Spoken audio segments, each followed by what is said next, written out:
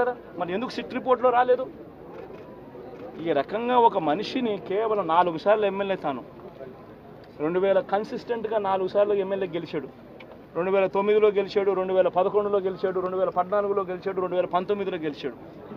ఒక మనిషి కన్సిస్టెంట్గా 4 సార్లు ఎమ్మెల్యేగా గెలుస్తూ వస్తున్నాడు అని అంటే ఆ మనిషి మంచోడు కాబట్టే గెలుస్తూ వచ్చాడు, ఆ మనిషి మంచోడు కాబట్టే ప్రజలు ఆశీర్వదిస్తూ వచ్చారు.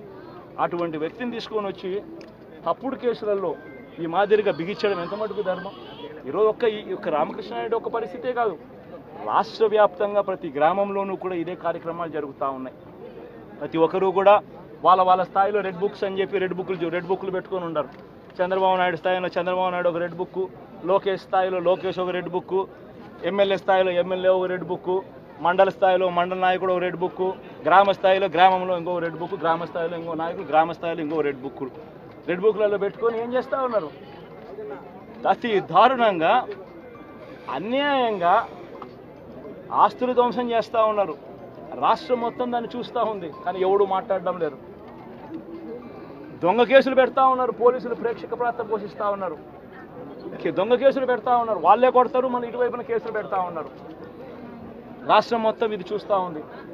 చీని చెట్లు నరికేస్తూ ఉన్నారు, ఆస్తులు ధ్వంసం చేస్తూ ఉన్నారు, కనిపిస్తూ ఉంది. ఎమ్మెల్యేలు ఏకంగా జేసీబీల మీద పొక్లేన్ల మీద ఎమ్మెల్యేలు స్వయంగా తిష్టేసి ఏకంగా పోయి బిల్డింగులు పగలగొట్టే కార్యక్రమాలు చేస్తూ ఉన్నారు. ఇంతటి దారుణంగా నిజంగా చేస్తూ ఉన్నారు అని అంటే ఎల్లకాలం ప్రభుత్వం మీది కాదు, ఎల్లకాలం రోజులు మీయే ఉండవు చంద్రబాబు, అది గుర్తుపెట్టుకో. మీ పాపాలు పండుతూ ఉన్నాయి వేగంగా. ప్రజలు దీన్ని క్షమించని పరిస్థితుల్లోకి వస్తారు. ఖచ్చితంగా మీకు బుద్ధి చెప్పే పరిస్థితులు రోజులు కూడా ఉంటాయి. శాతనైతే మంచి చేయండి, మంచి చేసి ప్రజల మనసులు గెలుచుకుని ఓట్లు ప్రజల మనసుల్లో స్థిరస్థాయిగా నిలబడే కార్యక్రమం చేయండి. కానీ తప్పుడు రాజకీయాలు ఈ మాదిరిగా నువ్వు ఒక్కరివే చేస్తావు అనుకుంటా ఉన్నావు. ఇదే మాదిరిగా కొనసాగితే రాష్ట్రంలో ఒక తప్పుడు సాంప్రదాయానికి నువ్వు నాంది పలుకుతా ఉన్నావు. నువ్వు వేసే ఈ బీజం, నువ్వు వేసే ఈ తప్పుడు సాంప్రదాయం, రేపొద్దున నువ్వు వేసే ఈ బీజం చెట్టు అవుతుంది. రేపొద్దున నువ్వు ఏదైతే ఇత్తుతావో అదే పండుతుంది. రేపొద్దున మళ్ళీ మీ గ్రామాలలో మీ కార్యకర్తలకు ఇదే పరిస్థితినే